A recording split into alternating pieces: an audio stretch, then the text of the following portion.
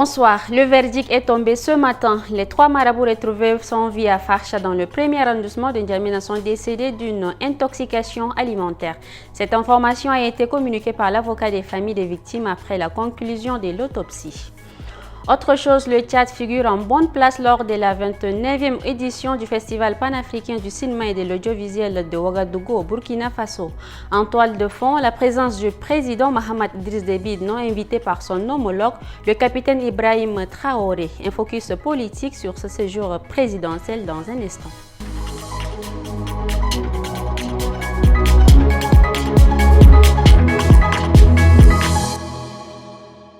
Bienvenue à tous. Le président Mahamat Idriss Déby Itno foule pour la première fois le sol burkinabé. Ce 21 février, le chef de l'État a été accueilli à l'aéroport de Ouagadougou pour assister à la cérémonie d'ouverture du Festival panafricain du cinéma et de l'audiovisuel de Ouagadougou.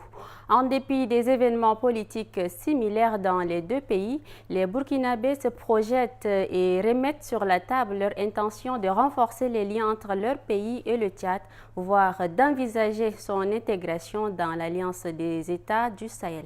Ghislaine Alatarom nous en dit davantage. C'est une première pour le président Mahamat Idriss Déby Itno de fouler le sol burkinabé, surtout dans un contexte de transition. Officiellement, le chef de l'État est à Ouagadougou pour le FESPACO où le Tchad est invité d'honneur. En toile de fond, l'enjeu politique est également présent. Les deux pays, le Tchad et le Burkina Faso, appartenaient au G5 Sahel avant que le Burkina ne se retire de l'organisation. Tous deux ont également acté le départ des troupes françaises sur leur territoire. En novembre 2024, lorsque les soldats français quittaient le Tchad, le débat s'est enflammé, certains appelant N'Djamena à rejoindre l'AES, l'Alliance des États du Sahel, qui regroupe actuellement le Mali, le Niger et le Burkina Faso. La visite du président tchadien à Ouagadougou fait donc ressurgir cette question. Je dirais que c'est une bonne chose du moment où c'est dans l'intérêt positif du pays. Si le président tchadien a jugé bon de venir ici, c'est forcément pour une bonne raison. Et je pense qu'avec l'aide de ce pays, notre pays, ils vont faire de grandes choses ensemble. Bon, Tchad avec Burkina, c'est le même pays, on va travailler ensemble. Je pense que les pays africains ont besoin de s'unir sur tous les plans, que ce soit sur le plan sécuritaire, économique et politique. Si le Tchad rejoint l'AES, c'est une bonne nouvelle et nous serons très contents de recevoir le Tchad dans l'AES. N'Djamena ne s'est pas encore officiellement prononcé sur le sujet.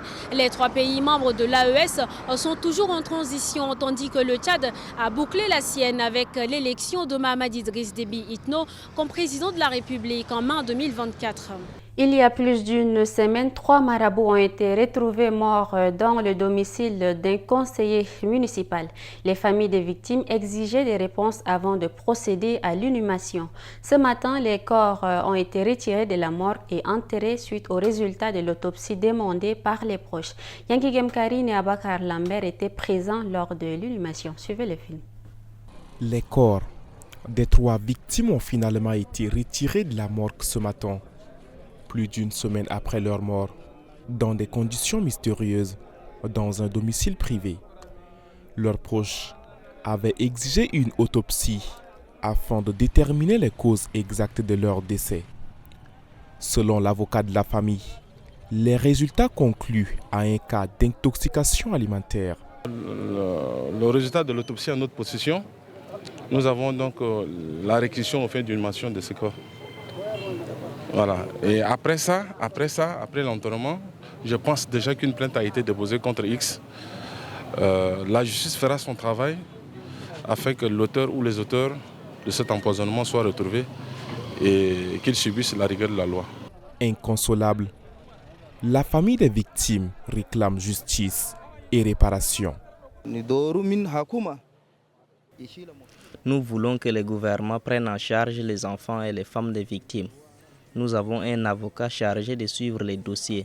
Certes, la famille est présente, mais nous avons mis cela de côté pour suivre les procédures judiciaires. Les 3 victimes étaient des marabouts qui travaillaient chez un conseiller municipal lorsque le drame s'est produit. Lancée le 10 février, la campagne sénatoriale du mouvement patriotique du salut a pris fin hier dans le 3e arrondissement de la capitale. L'objectif était de convaincre les grands électeurs de soutenir le parti lors des prochaines élections. Guénandoum Sentia nous fait un point sur cette campagne. Cette dernière étape s'est tenue au conseil exécutif du MPS pour le 3e arrondissement. Pendant 10 jours, Wang Laouna, Ibrahim Foula et Maria Mamad Demil ont mobilisé les conseillers provinciaux et communaux des 10 arrondissements. Leur message est resté le même, rallier les grands électeurs du MPS et des partis alliés à leur candidature.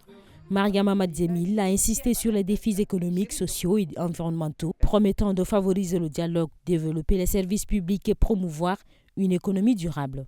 Wang Laouna, Ibrahim Foula a quant à lui salué l'engagement des conseillers et souligné l'importance de cette campagne pour assurer une représentation au Sénat. Le directeur de campagne pour la province de Djamena, Burkou Dédé El Hadi, s'est dit confiant quant à la victoire du parti le 25 février. A noter que les sénateurs élus auront un mandat de 6 ans.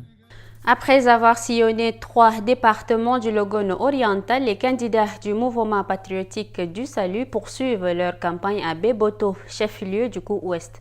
Leur objectif est clair, convaincre les conseillers provinciaux et municipaux de leur accorder leur suffrage le 25 février. Le point avec Katara Naidongarti.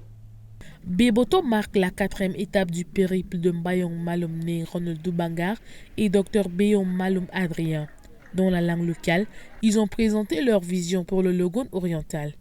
Soulignant son retard en matière de développement socio-économique, éducatif et sanitaire, ils promettent de redorer l'image du Est en mettant en œuvre les 12 chantiers sans action du maréchal du Tchad, Mahamat Idriss Déby Itno, sous le slogan « Le Logone oriental, c'est maintenant ».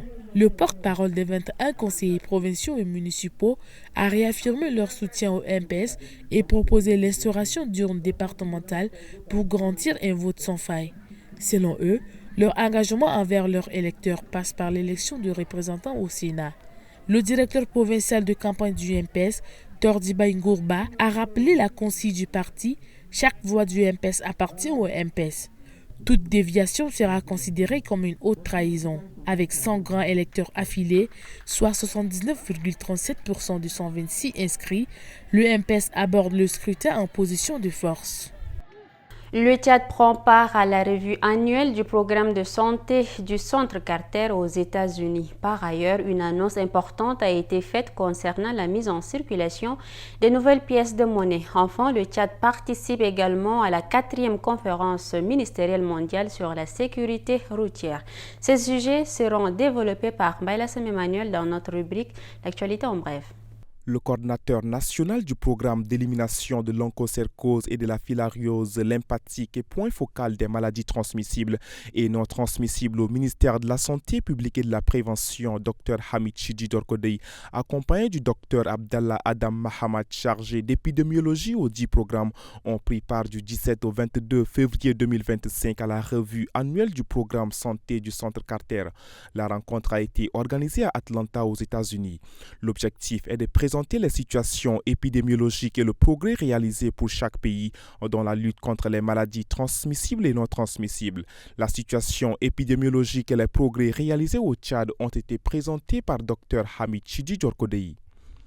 Face à la pénurie de pièces de monnaie dans la sous-région, la Banque des États de l'Afrique centrale présente de nouvelles dénominations pour améliorer la fluidité des échanges commerciaux. Le gouverneur de la BAC, Yvonne Sana Bangui, a rencontré le président de la transition gabonais, le général Brice Clotaire Oligui Nguema, pour présenter les spécimens de ces nouvelles pièces de monnaie.